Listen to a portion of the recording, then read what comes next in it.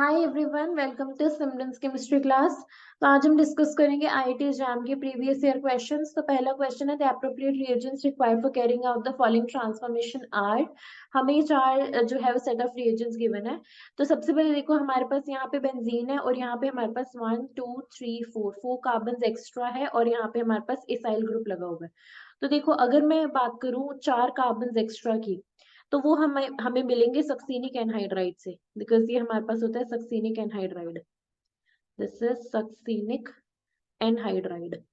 Anhydride हम इसे क्यों बोलते हो कि एनहाइड्राइड को हम इस तरह से जनरल फॉर्म में रिप्रेजेंट कर सकते हैं। This is succinic anhydride.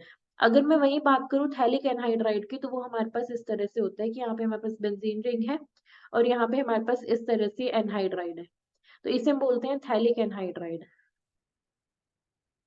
Phthalic anhydride. अगर हम बात करें मैलिक एनहाइड्राइड की, तो वो हमारे पास इस तरह से होता है। बस यहाँ पे हमारे पास मैलिक एनहाइड्राइड में यहाँ पे एक डबल बॉन्ड होता है, राइट। और ये सक्सीनिक, ये थैलिक और ये होता है हमारे पास मैलिक एनहाइड्राइड। अब हम देखते हैं कि हमें करना क्या है इस क्वेश्चन में। तो अगर देखोगे यहाँ पे ध्यान से, तो यहाँ पे 4 कार्बन एक्स्ट्रा है बेंजीन से और यहाँ पे हमारे पास इस तरह से इसाइल ग्रुप लगा हुआ है। देखो, ये अगर मैं बेंजीन से स्टार्ट करूं, तो बेंजीन में अगर मैं ऐड करती हूँ RCOCl, राइट, या फिर हम ऐड करते हैं RCOOCOR। तो इस केस में हमारे पास in presence of Lewis acid AlCl3 या FeCl3, लुइस एसिड के केस में की प्रेजेंस में हमारे पास क्या होता है, एसाइलेशन होती है और इसे हम बोलते हैं फ्रिडल क्राफ्ट एसाइलेशन। यहाँ पे हमारे पास COR लग जाता है, COR, राइट। तो यहाँ पे इस रिएक्शन को बोलते हैं फ्रिडल क्राफ्ट एसाइलेशन, क्योंकि हमारे पास ये जो RCO ग्रुप होते हैं, हमारे पास इसाइल ग्रुप होता है और ये इसाइल ग्रुप जो है वो आके लग जाता है हमारे बेंजीन के साथ। हमें यही काम करना है, लेकिन यहाँ पे हम एसिड क्लोराइड की जगह हम यहाँ पे एसिड एनहाइड्राइड ले रहे हैं। तो देखो, सबसे पहले स्टेप में क्या होगा, पहले स्टेप में होगी हमारे पास फ्रिडल क्राफ्ट एसाइलेशन। बट इस केस में हम नॉर्मल एनहाइड्राइड ना लेके साइक्लिक एनहाइड्राइड ले रहे हैं। तो देखो हमारे पास क्या मिलेगा। पहला स्टेप देखो ध्यान से, हम स्टार्ट कर रहे हैं बेंजीन से। हमने ऐड किया है अपना सक्सीनिक एनहाइड्राइड, मैं बताती हूँ अभी क्यों किया है। पर हमने, क्योंकि हम थैलिक तो नहीं यूज कर सकते क्योंकि थैलिक में बेंजीन ऑलरेडी अटैच्ड होते हैं, तो इसको तो एलिमिनेट कर दो। यहाँ पे हमारे पास सक्सीनिक एनहाइड्राइड है, यहाँ पे सक्सीनिक और यहाँ पे मैलिक है। मैलिक और सक्सीनिक में सिर्फ एक डबल बॉन्ड का डिफरेंस होता है। अभी मैं बताऊंगी कि यहाँ पे हमने सक्सीनिक ही क्यों यूज किया। तो जब सक्सेनिक एनहाइड्राइड यूज करोगे इन presence of Lewis acid which is AlCl3 और FeCl3, कोई भी लुइस एसिड ले लो, तो होता क्या है, ये जो कार्बोनिल कार्बन है, यहाँ पे ये जो इलेक्ट्रोफिलिक होते हैं, पार्शियली पॉजिटिव होते हैं, पार्शियली नेगेटिव होते हैं, यहाँ पे डबल बॉन्ड अटैक करता है और ये यहाँ से इलेक्ट्रॉन्स लेता है। और जब ये इलेक्ट्रॉन्स वापस आते हैं, तो ये वाला बॉन्ड ब्रेक हो जाएगा, राइट। तो हमारे पास ओवरऑल क्या मिलेगा, हाँ, ये दो बॉन्ड एज इट इज रहे, क्योंकि ये कौन सी रिएक्शन है, फ्रिडल क्राफ्ट एसाइलेशन है। और फ्रिडल क्राफ्ट एसाइलेशन जो होते हैं वो इलेक्ट्रोफिलिक एरोमेटिक सब्स्टिट्यूशन रिएक्शन होती है। तो देखो, यहाँ पे हमारे पास benzene ring as it is रही, यहाँ पे हमारे पास इस कार्बन के साथ ये वाला कार्बन अटैच हो गया, जो कि हमारे पास डबली बॉन्डेड है, राइट। और इस कार्बन के साथ एक CH2 CH2 CH2 CH2 और अटैच है COO negative, COO negative. Next step में क्या होगा, और यहाँ पे हमारे पास जो है पॉजिटिव चार्ज है, राइट। नेक्स्ट स्टेप में क्या होगा, यहाँ से जो हाइड्रोजन है वो निकल के यहाँ आएगा, राइट, और एरोमेटिसिटी रिगेन करेगा और ये जो हाइड्रोजन है ये O नेगेटिव जो है वो ले लेगा। तो यहाँ पे हमारे पास बेसिकली प्रोटॉन ट्रांसफर होगा। बेंजीन रिंग तो हमें वापस से मिल गई और यहाँ पे हमारे पास आएगा C डबल बॉन्ड और CH2 CH2 COOH, राइट। ये हमारे पास नेक्स्ट स्टेप है। अब हमें साइक्लाइजेशन करनी है। साइक्लाइजेशन का क्या मतलब है, कि हमें क्या करना पड़ेगा, देखो ध्यान से इसको चेक करना कि यहाँ पे हमारे पास अब सक्सीनिक एनहाइड्राइड तो हमने यूज कर लिया लुइस एसिड की प्रेजेंस में, फ्रिडल क्राफ्ट एसाइलेशन होगी। नेक्स्ट हमारे पास ऑप्शन है कि जिंक एमलगम HCl यूज कर सकते हैं, which we call Clemmensen reduction. Clemmensen reduction. दूसरा ऑप्शन है हमारे पास lithium aluminium hydride. Lithium aluminium hydride जो है इन दोनों को रिड्यूस कर देगा, राइट, क्योंकि बहुत ही स्ट्रॉन्ग रिड्यूसिंग एजेंट है। लेकिन क्लेमेंसन रिडक्शन जो है वो सिलेक्टिवली और कीमो सिलेक्टिवली सिर्फ इस कीटोन के रिडक्शन करेगा CH2 में, क्योंकि जब हमारे पास इस तरह से कार्बोनिल होता है और इसमें हम क्लेमेंसन रिडक्शन करते हैं, इसकी zinc amalgam in presence of HCl, तो हमें RC इस तरह से CH2 में कन्वर्ट हो जाता है। यही होगा अगर हम इसमें डालेंगे zinc amalgam ZnHg HCl, selectively reduction हो जाएगी कीटोन की और हमारे पास मिलेगा इस तरह से, ये CH2 में कन्वर्ट हो गया, एक CH2 ऑलरेडी है, दूसरा CH2 और यहाँ पे COOH। नेक्स्ट केस में हमें क्या किया हुआ है, क्या दिया है हमें, पॉलीफॉस्फोरिक एसिड, पॉलीफॉस्फोरिक एसिड। अब इसका क्या काम है, एसिड है तो प्रोटोन तो देगा, और जैसे इसने प्रोटोन दिया, कौन लेने के लिए बैठा है, ये लेने के लिए बैठा है, राइट। ये ऑक्सीजन है, ये प्रोटोन लेगा, यहाँ पे OH2 पॉजिटिव बनेगा which is a leaving group, right. Leaving group है तो ये लीव करेगा तो यहाँ पे आएगा पॉजिटिव चार्ज। तो यहाँ से हमारे पास, क्योंकि जो पॉलीफॉस्फोरिक एसिड होता है ना, इसका काम होता है, डी होता है हमारे पास डिहाइड्रेटिंग एजेंट, डिहाइड्रेटिंग एजेंट। तो वाटर को रिमूव कर देगा और हमारे पास इन दी एंड हमारे पास क्या बनेगा, इस तरह से CH2 CH2 CH2 और यहाँ पे CO पॉजिटिव, राइट। ये हमारे पास क्या मिला, ये हमारे पास मिला इसाइलियम आयन, इसाइलियम आयन बना, और यहाँ पे बेंजीन है तो यहाँ पे क्या होगा, इंट्रामोलिकुलर फ्रिडल क्राफ्ट एसाइलेशन होगी। ध्यान से देखो, इंट्रामोलेक्युलर फ्रिडल क्राफ्ट एसाइलेशन होगी। किस तरह से, उसको ध्यान से देखना, यहाँ पे हमारे पास डबल बॉन्ड है, ये अटैक करेगा इस कार्बन पे, इस कार्बन पे जो कि पॉजिटिवली चार्ज्ड है। तो देखो हमारे पास यहाँ पे अगर मैं नंबरिंग कर दूं, तो ये हमारे पास first carbon, second carbon, third carbon, fourth carbon, fifth carbon, और इसको लेट्स से हम नंबर कर देते हैं 6th 7th 8th 9th 10th। तो इस तरह से हमारे पास बेंजीन रिंग तो ऐसे कैसे पड़ी है, ये दो बॉन्ड्स भी एज इट इज है। अब हमारे पास कितने मेंबर रिंग बनेगी, 6 मेंबर रिंग बनेगी। इस सेवेंथ पोजीशन पे हमारे पास आएगा पॉजिटिव चार्ज, ये फर्स्ट सेकंड थर्ड फोर्थ, और यहाँ पे हमारे पास है फिफ्थ पोजीशन, और फिफ्थ पे हमारे पास डबल बॉन्ड O है, ये डबल बॉन्ड O है और ये लगा हुआ है इसके साथ, 6 के साथ, राइट। नेक्स्ट केस में क्या होगा, नेक्स्ट केस में यहाँ से जो है हाइड्रोजन जो है वो निकलेगा, यहाँ से हाइड्रोजन है वो निकलेगा, एरोमेटिसिटी रीगेन होगी और हमें हमारा डिजायर्ड प्रोडक्ट मिलेगा। तो पहले स्टेप में हम क्या कर रहे हैं, पहले स्टेप में हम यूज कर रहे हैं सक्सेनिक एनहाइड्राइड, तो ये और ये ऑप्शन करेक्ट हो सकता है। दूसरे केस में हम जिंक एमलगम HCl यूज कर रहे हैं, क्योंकि हमने क्या करना है, हमें सिलेक्टिवली रिड्यूस करना है किसको, कीटोन को, सो दैट पॉलीफॉस्फोरिक एसिड जो है वो वाटर को निकाल के इंट्रामोलिकुलर फ्लूइड क्राफ्ट एसिलेशन कर दे। तो इन शॉर्ट अगर हमें ये कन्वर्जन कैरी आउट करना है, इस कन्वर्जन को कैरी आउट करने के लिए पहले स्टेप में हमें यूज करना पड़ेगा फ्रिडल क्राफ्ट एल्काइलेशन को, एसाइलेशन को, फ्रिडल क्राफ्ट एसाइलेशन। इसके लिए हमने यूज किया था कौन सा, इसके लिए हमने यूज किया था सक्सीनिक एनहाइड्राइड। मैलिक एनहाइड्राइड नहीं यूज किया क्योंकि हमें इस स्ट्रक्चर में कोई भी डबल बॉन्ड नहीं चाहिए, इस वजह से हम नहीं यूज किया। अगर यहाँ पे बाई चांस डबल बॉन्ड चाहिए होता तो हम अपना मैलिक एनहाइड्राइड यूज करते, but since in this case हमें नॉर्मल बिना डबल बॉन्ड के चाहिए 6 मेंबर रिंग, तो यहाँ पे हमारे पास इस तरह से हमें सक्सेनिक एनहाइड्राइड यूज करके फ्रिडल क्राफ्ट एसाइलेशन करनी थी। सेकंड स्टेप में हमें करना था क्लेमेंसन रिडक्शन, क्लेमेंसन रिडक्शन करके हमें कीमो सिलेक्टिवली किसको रिड्यूस करना था, कार्बोनिल को। थर्ड स्टेप में हमने की intramolecular Friedel Crafts acylation using polyphosphoric acid. अब ये जो पॉलीफॉस्फोरिक एसिड है, ये डिहाइड्रेटिंग एजेंट का काम करेगा, वाटर रिमूव हो जाएगा, इसाइलियम आयन बनेगा और इंट्रामोलिकुलर फ्लूइड क्राफ्ट एसाइलेशन करेगा। 3 स्टेप्स है, तो ए इसका करेक्ट आंसर है। तो देखो इसको अगर हमें बहुत जल्दी जल्दी करना था ना, तो हमें डायरेक्टली एलिमिनेट करना था थैलिक एनहाइड्राइड को और मैलिक एनहाइड्राइड को, क्योंकि इस केस में कोई डबल बॉन्ड नहीं है, राइट। थैलिक इसलिए क्योंकि यहाँ पे हमारे पास एडिशन, अगर लेट्स से यहाँ पे इस तरह से बेंजीन होती, इस तरह से बेंजीन होती तो हम थैलिक एनहाइड्राइड को यूज करते। अगर यहाँ पे डबल बॉन्ड आता तो मैलिक एनहाइड्राइड को यूज करते, तो यहाँ पे और कोई ऑप्शन नहीं था तो सक्सीनिक एनहाइड्राइड को यूज करना पड़ा, राइट। तो इस तरह से हमें इस क्वेश्चन का अप्रोच करना था। That's it for this question. Now let's move on to the next one. The next question states the potential energy of interaction between two ions in an ionic compound is given by। तो ये हमें potential energy of interaction दी हुई है दो ions के बीच में। अगर ये ना भी दी होती ना तो फिर भी ये फॉर्मूला याद होना चाहिए था कि जो potential energy होती है दो ions के interaction की, वो होती है 1389.4 Z1 Z2। ये जो दोनों है वो charge of ions है, और अपॉन r उनके बीच का डिस्टेंस है, interionic distance in angstrom, and the units will be kilojoules per mole। Assuming that CaCl2 is linear molecule of length 5.6 angstrom, the potential energy for CaCl2 in kilojoule per mole is। NET type of question था, right. तो इस question को देखो किस तरह से approach करना था। इन्होंने हमें हिंट दिया है कि कैल्शियम क्लोराइड जो लीनियर मॉलिक्यूल है, लीनियर मॉलिक्यूल का मतलब है ये Ca2+ है, यहाँ पे है Cl नेगेटिव, यहाँ पे है Cl नेगेटिव। इसका डिस्टेंस, इसकी लेंथ हमें दी हुई है लीनियर मॉलिक्यूल की 5.6 angstrom.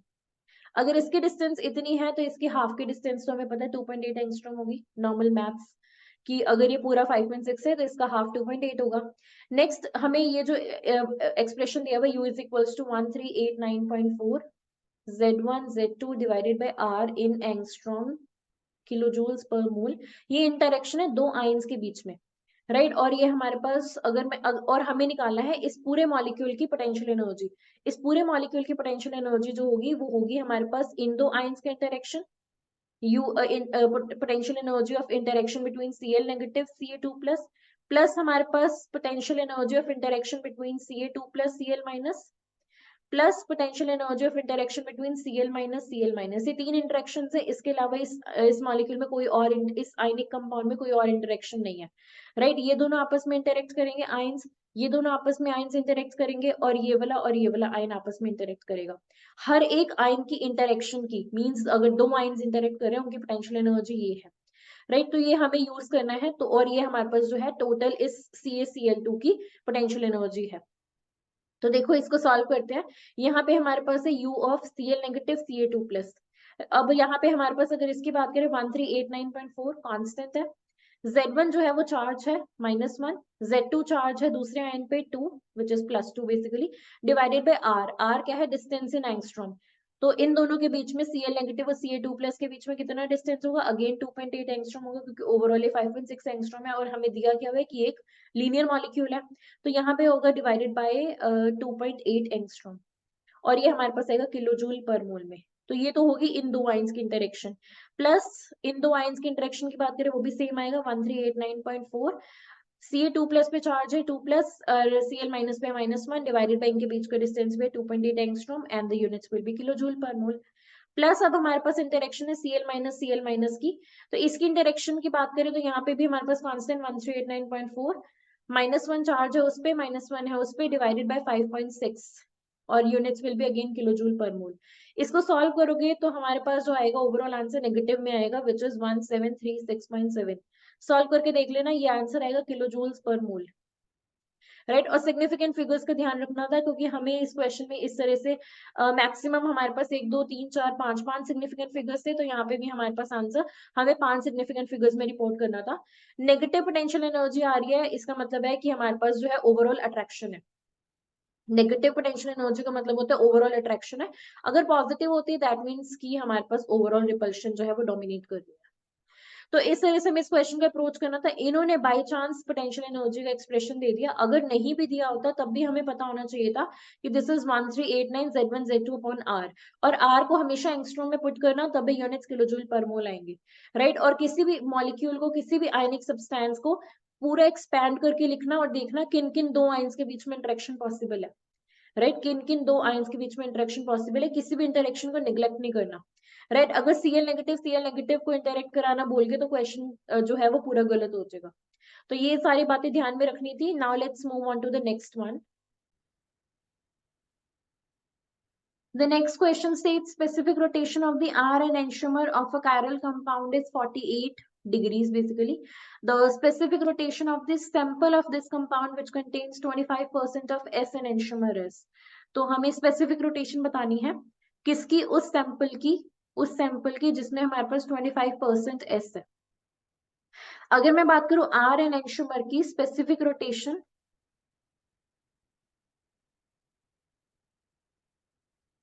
specific rotation of R enantiomer, this is 48 degrees, right. और हमें उस सैंपल की बतानी है जिसमें 25% S है। अगर 25% S होगा इसमें तो 75% तो R होगा, राइट। 25% S है तो 75% R होगा। अब अगर मैं बात करूं एनेंशियोमेरिक एक्सेस की, दिस इज एनेंशियोमेरिक एक्सेस, तो और ऑप्टिकल प्योरिटी, तो एक ही बात है एनेंशियोमेरिक एक्सेस या ऑप्टिकल प्योरिटी। तो एनेंशियोमेरिक एक्सेस हमारे पास कितना होता है कि R percentage of R minus percentage of S, means जो भी ज्यादा है उसमें से कम को माइनस कर दो। इस केस में 75 माइनस 25 मींस 50% जो है वो हमारे पास एनेंशियोमेरिक एक्सेस है। अगर मैं फॉर्मूला की बात करूं तो एनेंशियोमेरिक एक्सेस हमारे पास क्या होता है, specific rotation of sample, specific rotation of sample जो हमें इस केस में निकालनी है, let's assume it to be x, divided by हमारे पास होता है specific rotation of pure, specific rotation of pure enantiomer. इस केस में बात करें तो हमारे पास देखो 48 जो डिग्रीज है वो आर की है और ये प्लस 48 है। अगर मैं एस के स्पेसिफिक रोटेशन की बात करूंगी that will be minus 48 degrees. और क्योंकि इसमें एनेंशियोमेरिक एक्सेस जो है वो 50% हमारे पास एनेंशियोमेरिक एक्सेस है, राइट, दैट मीन्स देखो हमारे पास 25% एस है, 75% आर है। एस की जो स्पेसिफिक रोटेशन है वो नेगेटिव में है, आर की स्पेसिफिक रोटेशन पॉजिटिव में है, तो ओवरऑल इस सैंपल की स्पेसिफिक रोटेशन भी पॉजिटिव होगी क्योंकि आर का अमाउंट हमारे पास ज्यादा है। तो यहाँ पे एनेंशियोमेरिक एक्सेस जो है वो 50 है और यहाँ पे स्पेसिफिक रोटेशन हमें निकालनी है सैंपल की जिसे हमने एक्स एज्यूम किया है, और प्योर एनेंशियोमर की जो है 48 है। प्लस इसलिए मैंने रखी है क्योंकि हमारे पास ओवरऑल जो सैंपल आएगा उसकी स्पेसिफिक रोटेशन पॉजिटिव आएगी क्योंकि आर का परसेंटेज ज्यादा है। तो इसको सॉल्व करोगे x will be equal to, तो यहाँ से हमारे पास जो एक्स आएगा उसकी वैल्यू आएगी 24, एक्स की वैल्यू आएगी 24 डिग्रीज, राइट। तो इस तरह से हमें सॉल्व करना था क्योंकि हमारे पास 50% था, मीन्स 50 डिवाइडेड बाई 100, राइट। तो इस तरह से हमें सॉल्व करना था। ये होगा 1/2 और यहाँ से हमारे पास क्या आएगा 24 डिग्रीज। तो ये हमारे पास होगा क्या, स्पेसिफिक रोटेशन ऑफ सैंपल जिसमें 25% एस है, 24 डिग्रीज। तो देखो इसको एक बार ध्यान से देखना, मेन जो हमने इसमें फॉर्मूला यूज किया है दैट इज दिस वन। जो एनेंशियोमेरिक एक्सेस होता है वो होता है स्पेसिफिक रोटेशन ऑफ सैंपल, क्योंकि हमें मोस्टली ये निकालने को कहा जाता है, divided by specific rotation of pure enantiomer. और जो एनेंशियोमेरिक एक्सेस होती है वो हमारे पास होती है मैक्सिमम माइनस मिनिमम। इन दोनों को माइनस करोगे ना तो हमारे पास एनेंशियोमेरिक एक्सेस आएगा, means either R minus S और एस माइनस आर, तो ये हमें देते हैं एनेंशियोमेरिक एक्सेस। तो जो ज्यादा अमाउंट में है उसी का ही हमें क्या लेना है, प्योर एनेंशियोमर, उसी प्योर एनेंशियोमर की हमें स्पेसिफिक रोटेशन लेनी है। इसमें हमारे पास कौन ज्यादा था, आर ज्यादा था क्योंकि 75% आर था, तो उसी प्योर एनेंशियोमर की हमें स्पेसिफिक रोटेशन लेनी है। तो इस तरह से हमें इस क्वेश्चन का अप्रोच करना था। इंपॉर्टेंट पॉइंट्स मैंने बता दिए, बस फॉर्मूला है और पता होना चाहिए एनेंशियोमेरिक एक्सेस कैसे निकालते हैं। So that's all about this question. Now let's move on to the next one. The next question is, among the following, the number of compounds which can participate as diene component in a Diels-Alder reaction is। तो हमारे पास ये 1 2 3 4 5 6 7 8 8 हमारे पास जो है compounds दिए हुए हैं, हमें बताना है इनमें से कौन से जो है वो डाइईन की तरह पार्टिसिपेट करेंगे इन Diels-Alder रिएक्शन। ये 4+2 साइक्लोएडिशन रिएक्शन होती है जो कि हीट की प्रेजेंस में होती है, राइट। तो अब डाइईन की तरह कौन बिहेव कर सकते हैं जो कि सिसॉइड कॉन्फ़िगरेशन में है, राइट, क्योंकि हमारे पास इस तरह के डाइईन्स जो है वो डाइनोफाइल के साथ इस तरह से साइक्लिक मैनर में जो है वो रिएक्ट कर सकते हैं इन प्रेजेंस ऑफ हीट। तो हमें कौन से डाइईन्स को एलिमिनेट करना है जो कि ट्रांसॉइड है प्लस जो रोटेशन से भी सिसॉइड नहीं बन सकते। या तो हमारे पास एल्कीन जो है डाइईन, या तो वो होनी चाहिए सिसॉइड, या फिर ट्रांसॉइड हो बट रोटेट होके सिसॉइड मिल जाए, तो हमें उस तरह की डाइईन देखनी है। पहले की बात करोगे तो ये हमारे पास साइक्लिक है, राइट, और ये हमारे पास है सिसॉइड मैनर में, सो ये हमें Diels-Alder रिएक्शन देगी। सेकंड देखोगे ये भी साइक्लिक है और ये भी सिसॉइड मैनर में है, तो ये भी हमें Diels-Alder रिएक्शन देगी। यहाँ पे हमारे पास इस एल्कीन को और इस एल्कीन को देखोगे डाइईन को, तो ये भी जो है वो सिसॉइड मैनर में है, ये भी Diels-Alder रिएक्शन देगी। ये भी हमारे पास जो है ये सिसॉइड मैनर में है, ये भी Diels-Alder रिएक्शन देगी। फिफ्थ को देखोगे तो यहाँ पे हमारे पास ये किस तरह की है, ये हमारे पास ये Diels-Alder नहीं देगी क्योंकि उसके लिए हमारे पास इस तरह की कॉन्फ़िगरेशन होनी चाहिए, कुछ इस तरह की, राइट। ये हमारे पास कैसी है, ये हमारे पास सिसॉइड नहीं है, ये हमारे पास बहुत ही रिजिड सी कॉन्फ़िगरेशन है, ये Diels-Alder नहीं देगी, राइट। तो अगर इसको देखोगे सिक्स को तो ये हमारे पास इस तरह की कॉन्फ़िगरेशन है, ट्रांसॉइड है और रिजिड है, मींस रोटेशन से भी सिसॉइड नहीं बन सकती, क्योंकि हम रोटेट करके भी इसे नहीं जो है वो डाइईन की तरह यूज कर सकते हैं क्योंकि सिसॉइड नहीं बन सकती, तो ये हमारे पास नहीं देगी। ये भी हमारे पास ट्रांसॉइड है बट यहाँ पे रोटेशन पॉसिबल नहीं है अबाउट सिंगल बॉन्ड, तो ये भी नहीं देगी। ये हमारे पास सिसॉइड है तो ये हमारे पास डाइईन की तरह बिहेव करेगी।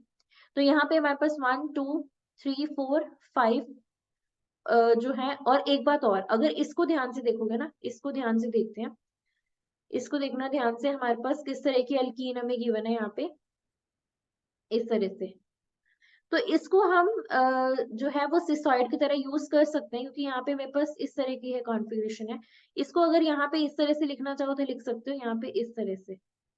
तो ये जो है डाइईन जो है ये सेम साइड पे ही है, तो ये सिसॉइड में काउंट कर सकते हैं हम और करेंगे भी, क्योंकि ट्रांसोइड के लिए हमारे पास कुछ इस तरह की कॉन्फ़िगरेशन होनी चाहिए, तो इसको हम डाई इन की तरह यूज कर सकते हैं। तो हमारे पास टोटल जो है डाइन की तरह हम किसको यूज कर सकते हैं? अब देखो फाइनली हमारे पास एक डाइन, दूसरी, तीसरी, चौथी, पांचवी और सिक्स्थ, तो हमारे पास 6 जो है वो डाइन्स हैं जो कि डीलज़ेलर रिएक्शन में पार्टिसिपेट कर सकते हैं। सो 6 इज द करेक्ट आंसर। बस इसको ध्यान रखना, इसको भी हम यूज कर सकते हैं क्योंकि ट्रांसोइड तो नहीं है, राइट। और सिसोइड में हमारे पास क्या होता है? डबल सिंगल डबल, ये भी डबल सिंगल डबल है, तो इसको हम यूज कर सकते हैं, दैट्स फाइन। सो 6 इसका करेक्ट आंसर है। Now let's check out the next question. The next question states the total number of isomers possible for the molecule is, कितने नंबर ऑफ आइसोमर्स इसके लिए पॉसिबल है? क्योंकि इन्होंने कुछ नहीं मेंशन किया स्टीरियो और ज्योमेट्रिक, तो हमें टोटल आइसोमर्स की यहाँ पे बात करनी है, राइट। तो हमारे पास कॉम्प्लेक्स है कोबाल्ट, 4 अमोनिया है, एक Cl, एक NO2 है, टोटल हमारे पास 6 मोनोडेंडेट लिगेंड्स है, तो coordination number 6 means octahedral complex है। हम इसको किस तरह से अरेंज कर सकते हैं उसको ध्यान से देखना। 4 अमोनिया है, एक Cl है, एक NO2 है। अगर मैं Cl और NO2 को यहाँ रख दूं तो हमारे पास किस तरह का कॉम्प्लेक्स बनेगा? एक तरह से सिस कॉम्प्लेक्स बनेगा, राइट। ये तो सारे हो गए हमारे पास एक प्लेन में, और ये अबव और बिलो, तो ये हमारे पास सिस टाइप का कॉम्प्लेक्स हो गया। और यहाँ पे जो कनेक्शन है कोबाल्ट जो है वो नाइट्रोजन से कनेक्टेड है। एक्चुअली अगर इस NO2 को ध्यान से देखोगे ना, तो ये NO2 हमारे पास एक एम्बिडेंटेट लिगेंड है, एम्बिडेंटेट लिगेंड है, NO2 नेगेटिव, एम्बिडेंटेट लिगेंड। तो हमारे पास जो मेटल है वो NO2 से भी कनेक्ट हो सकता है, और जो मेटल है वो ONO से भी कनेक्ट हो सकते हैं। तो हमारे पास ये दोनों जो है वो लिंकेज आइसोमेरिज्म देते हैं। ये जो NO2 लिगेंड, जब भी एम्बिडेंटेट लिगेंड आते हैं तो वो लिंकेज आइसोमेरिज्म देते हैं। तो अगर हम बात करें कि अगर हमारे पास कोबाल्ट नाइट्रोजन से कनेक्टेड है, तो ये हमारे पास इस तरह से सिस कॉम्प्लेक्स देगा, सिस कॉन्फ़िगरेशन देगा, क्योंकि ये जो दोनों है वो सेम साइड पे है। और अगर हम बात करते हैं, अगर लेट्स से हम बात करते हैं प्लेन ऑफ सिमेट्री की, क्योंकि हम देखना चाहते हैं कि ऑप्टिकली एक्टिव है या नहीं है, तो यहाँ पे ये वाला जो प्लेन है, इस प्लेन को देखोगे तो ये और ये दोनों जो है वो एक दूसरे को रिफ्लेक्ट करेंगे। तो यहाँ पे प्लेन ऑफ सिमेट्री प्रेजेंट है, मींस ये ऑप्टिकली इनएक्टिव है, मींस इसका जो मिरर इमेज है, non super imposable mirror image नहीं है, तो ये जो है ऑप्टिकली इनएक्टिव है, इसका कोई एनेंटियोमर एग्जिस्ट नहीं करेगा। तो एक आइसोमर तो हमारे पास ही हो गया। दूसरा, अगर मैं इसी को ट्रांस मैनर में जो है वो अरेंज कर दूं, Cl को इधर और NO2 को इधर अरेंज कर दूं, और बाकी जगह पे मैं लगा दूं अमोनिया, अमोनिया इस तरह से, तो ये हमारे पास जो है वो ट्रांस मैनर में आएगा। Cl और NO2 जो है वो एक दूसरे के ट्रांस है, और अगर मैं यहाँ से जो है वो प्लेन पास कर दूं, तो ये भी हमारे पास क्या होगा? ये हमारे पास ऑप्टिकली इनएक्टिव होगा, राइट। तो यहाँ पे भी हमारे पास कोई एनेंटियोमर नहीं होगा। और यहाँ पे देखो कोबाल्ट जो है वो नाइट्रोजन से कनेक्टेड था, ये सेकंड आइसोमर है। थर्ड आइसोमर पे क्या होगा? सब कुछ सेम रहेगा, बट इस बार जो कोबाल्ट है वो नाइट्रोजन की जगह ऑक्सीजन से कनेक्ट करेगा। यहाँ पे अमोनिया, Cl, अमोनिया, सब कुछ एज इट इज रखो, फर्स्ट जो कॉम्प्लेक्स जैसा आइसोमर जैसा, बट यहाँ पे ONO कर दो, और यहाँ पे अमोनिया, राइट। तो ये हमारे पास हो गया कौन सा? Fourth isomer, sorry third isomer, दो तो हम लिख चुके हैं। और लास्ट आइसोमर हमारे पास कौन सा होगा? अगर मैं यहाँ पे इसको ट्रांस मैनर में लिख दूं, मींस अगर मैं Cl और ONO को ऑपोजिट लिख दूं, और यहाँ पे हमारे पास है 4 अमोनिया इस तरह से, NH3 NH3, तो ये हमारे पास हो गए four isomers total. So total number of isomers that we have is 4, क्योंकि जब भी NO2 को देखोगे ना, तो ये हमारे पास एम्बिडेंटेट लिगेंड है, तो लिंकेज आइसोमेरिज्म देगा, लिंकेज आइसोमेरिज्म। उसके बाद सिस ट्रांस तो जो है वो ज्योमेट्रिक आइसोमर्स है, बट क्योंकि इन्होंने हमें ये नहीं बोला कि स्टीरियो आइसोमर्स नहीं देखने या सिर्फ स्टीरियो आइसोमर्स देखने, तो इस वजह से हमें सब कुछ देखना है। तो हमें प्लेन ऑफ सिमेट्री देखनी पड़ेगी। अगर प्लेन ऑफ सिमेट्री प्रेजेंट है तो वो ऑप्टिकली इनएक्टिव होगा, और इनएक्टिव का मतलब है उसका एनेंटियोमर एग्जिस्ट नहीं करेगा। So that's all for this question. 4 is the correct answer. Now let's move on to the next question. The next question states the major products X and Y in the following reaction sequence are. तो हमें X और Y बताना है, 4 options given है। देखो सबसे पहले step में हमें क्या करना है, स्टेप बाय स्टेप चलेंगे। हमें गिवन है इस तरह का अल्फा बीटा अनसैचुरेटेड सिस्टम, हमने इसमें ऐड किया गया this is alpha this is beta, right. Alpha beta unsaturated carbonyl, हमने इसमें ऐड किया methyl magnesium bromide, CuI ether. अगर हम इन तीनों चीजों को ऐड करेंगे तो हमारे पास मिलेगा गिलमैन रिएजेंट, गिलमैन रिएजेंट। और ये हमें देगा MEI, जो कि हमारे पास होगा सॉफ्ट, क्योंकि हमारे पास यहाँ पे कॉपर भी है, तो ये सॉफ्ट होगा, तो ये हमें देगा 1,4 एडिशन और कॉन्जुगेट एडिशन। यानी कि जो Me नेगेटिव है यहाँ अटैक करेगा, ये डबल बॉन्ड यहाँ जाएगा और ये यहाँ पे शिफ्ट होगा। अल्टीमेटली हमें क्या मिलेगा, हमें यहाँ पे 2 मिथाइल लग जाएंगे, यहाँ पे डबल बॉन्ड, यहाँ पे आएगा O नेगेटिव, राइट। तो ये होगा हमारे पास फर्स्ट स्टेप, बहुत ही क्रूशियल और इंपॉर्टेंट स्टेप है। देखो जब भी हमारे पास RLi प्लस CuI होता है इन प्रेजेंस ऑफ ईथर और THF, तो हमारे पास मिलता है R2CuLi, राइट। R2CuLi प्लस हमारे पास LiI जो है वो रिलीज होता है। और इसी केस में अगर इसी तरह अगर हमारे पास मिथाइल मैग्नीशियम ब्रोमाइड है, मींस अगर हमारे पास ग्रिगनार्ड रिएजेंट है, कॉपर आयोडाइड है इन प्रेजेंस ऑफ ईथर, ये भी हमें जो है वो गिलमैन टाइप ऑफ रिएजेंट देगा, गिलमैन रिएजेंट देगा, जो कि हमारे पास सॉफ्ट होता है, सॉफ्ट न्यूक्लियोफाइल होने की वजह से कॉन्जुगेट एडिशन करता है या फिर 1,4 एडिशन करता है, 1,4 एडिशन। यही अगर हम डायरेक्टली और सिर्फ मिथाइल मैग्नीशियम ब्रोमाइड ऐड करते, मीन सिर्फ ग्रिगनार्ड रिएजेंट ऐड करते, तो वो 1,2 एडिशन रिएक्शन देता, राइट। तो ध्यान रखना है हमें, सिर्फ इसको देख के मिथाइल मैग्नीशियम ब्रोमाइड को देख के रिएक्शन मत करना, ये जो ओवरऑल गिवन है ये गिलमैन रिएजेंट के इक्विवेलेंट है। तो ये हमें जो देगा वो सॉफ्ट होगा और वो अटैक करेगा 1,4 पोजिशन पे, राइट, कॉन्जुगेट एडिशन करेगा। नेक्स्ट स्टेप में हमें गिवन है मिथाइल आयोडाइड। मिथाइल आयोडाइड क्या करेगा, अब ये यहाँ पे वापस आएगा, ये अटैक करेगा मिथाइल पे और यहाँ से I नेगेटिव जो है वो लीव होगा। तो यहाँ पे मेरे पास कार्बोनिल रीजनरेट हुआ, यहाँ पे आएगा मिथाइल और यहाँ पे 2 मिथाइल ऑलरेडी अटैच्ड है। अगर ऑप्शंस को देखोगे तो इसको तो कर दो एलिमिनेट, एक्स ये नहीं है, एक्स ये भी नहीं है।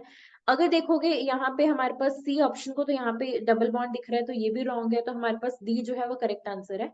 बट इसको कंप्लीट करते हैं। नेक्स्ट स्टेप में हमें MCPBA भी गिवन है, MCPBA ये क्या है, मेटा क्लोरोपरबेंजोइक एसिड, जो कि कीटोन्स को किस में कन्वर्ट करती है, कीटोन को कन्वर्ट करती है लेक्टोन्स में, लेक्टोन्स मीन साइक्लिक एस्टर्स में, साइक्लिक एस्टर्स में, क्योंकि ये जो होते हैं हमारे पास इस तरह के होते हैं, RC double bond O O OH।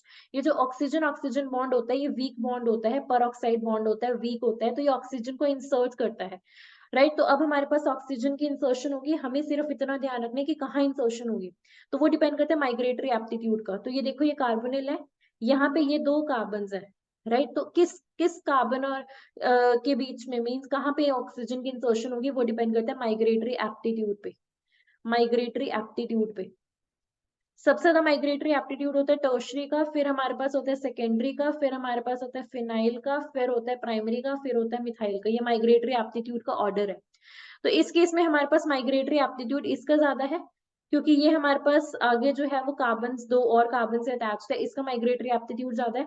तो यहाँ पे जो है ऑक्सीजन की इंसर्शन होगी और हमें ओवरऑल क्या मिलेगा, double bond as it is, यहाँ पे ऑक्सीजन आएगा, बाकी सब कुछ एज इट इज रखना है और कुछ भी चेंज नहीं होगा, सिर्फ और सिर्फ हमारे पास ऑक्सीजन की इंसर्शन होगी। देखो यहाँ पे हमारे पास नंबर ऑफ कार्बन एटम 6 ही रहेंगे, 1 2 3 4 5 और यहाँ पे 6, और इस तरह से यहाँ पे 2 जो है वो मिथाइल ग्रुप से अटैच्ड है, इस पे एक मिथाइल ग्रुप अटैच्ड है। तो यहाँ पे Y जो है हमें इस तरह से मिला है, तो इस तरह से डी करेक्ट ऑप्शन होगा। बस इस कार्बोनिल के बीच में और इस कार्बन के बीच में जो है ऑक्सीजन की इंसर्शन होगी, बाकी सब कुछ एज इट इज रहा, which we call Baeyer Villiger oxidation. तो जो सेकंड स्टेप था वो था बेयर विलेजर ऑक्सीडेशन। काम क्या होता है, कीटोन्स को कन्वर्ट करना साइक्लिक एस्टर्स में, लेक्टोन में। क्या होता है हमारे पास, पेरोक्साइड बॉन्ड जो होता है वीक होता है, तो हमारे पास एक ऑक्सीजन जो होते हैं वो इंसर्ट हो जाती है, माइग्रेटरी एप्टीट्यूड को ध्यान में रखते हुए कि किस पोजीशन पे ऑक्सीजन का इंसर्शन होगा, उसके बेसिस पे, मीन जिसका भी माइग्रेटरी एप्टीट्यूड ज्यादा होगा वहां पे जो है वो ऑक्सीजन की इंसर्शन होगी, right. So for this question D is the correct answer. बहुत सारे कॉन्सेप्ट्स इसमें यूज हुए, कॉन्जुगेट एडिशन हो गया, उसके बाद हमारे पास एल्काइलेशन ऑफ फेनोलेट्स हो गया, उसके बाद बेयर विलेजर ऑक्सीडेशन हो गया। सो इंपॉर्टेंट क्वेश्चन था। Now let's move on to the last question of this video. The last question states consider the following reaction. हमें क्या given है, हमें given है D glucose, और D glucose में हम ऐड कर रहे हैं, राइट, D glucose given है ना हमें, और इसमें हम ऐड कर रहे हैं इस तरह से, 1 सेकेंड, या फिनाइल हाइड्रोजीन ऐड कर रहे हैं, वो भी 3 equivalents in presence of catalytic H+, और हमें मिल रहा है X. Among the following the compounds, or compound means this is MSQ type of question, whose osazone derivative or derivative will have the same melting point as that of X is or R.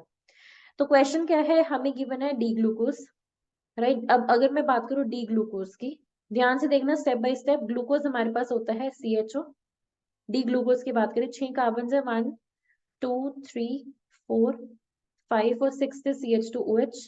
और D glucose में क्या होता है, third carbon पे OH left पे होता है और बाकी सभी पे OH जो होता है वो राइट पे होता है, इस तरह से। बाकी जो पोजीशंस रहेगी उसमें हाइड्रोजन रख दो, ये हमारे पास है डी ग्लूकोज। D glucose. अगर मैं ओसा जोन की बात करूं तो यहाँ पे हमारे पास अगर मैं 3 इक्विवेलेंट्स डालूंगी फिनाइल हाइड्रोजोन के which is pH NH NH2 in presence of H+, तो होता क्या है हमारे पास, देखो जो ये फर्स्ट कार्बन है और सेकंड कार्बन है ये तो हमारे पास बनाते हैं ओसा जोन, मींस ये हमारे पास जो है वो C, राइट, ये हमारे पास देगा क्योंकि यहाँ से वाटर निकल जाएगा C double bond N NH PH, right, और यहाँ पे हमारे पास जो है वो एक हाइड्रोजन लगा होगा, और सेकंड वाला जो कार्बन है वो भी इसी तरह से बनाएगा double bond N NH PH, water निकल जाएगा। नेक्स्ट वाला जो कार्बन है वो एज इट इज रहेंगे सारे OH H OH H CH2OH।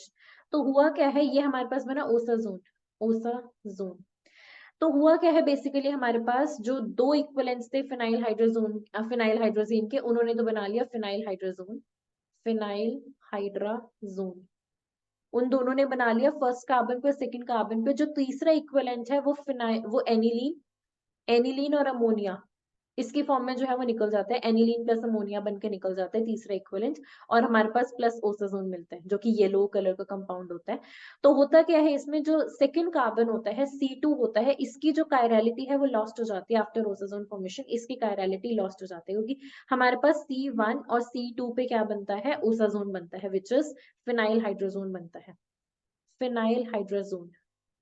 Question क्या कहता है, हमें वो कंपाउंड देखना है जिसका ozone derivative will have the same melting point as that of X. X क्या है, ग्लूकोज का osazone, this is the osazone of D glucose,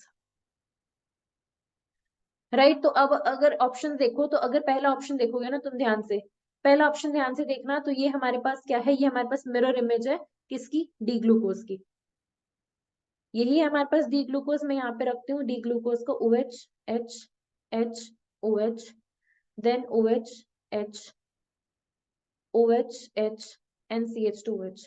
तो ये हमारे पास क्या है, एल ग्लूकोज है, एल ग्लूकोज, ये तो डी है, ये हमारे पास एल ग्लूकोज है, डी और एल ग्लूकोज हमारे पास एक दूसरे के एनेंटियोमर्स है, राइट। तो हमारे पास डी और एल में जो है वो मेल्टिंग पॉइंट इन दोनों का सेम ही रहेगा, तो ये इसका जो ओसाजोन होगा वो हमारे पास उसका मेल्टिंग पॉइंट भी सेम होगा जो डी ग्लूकोज का मेल्टिंग पॉइंट है, क्योंकि ये दोनों है कि इन द एंड एनेंटियोमर्स है, एक दूसरे की non super imposable mirror images है।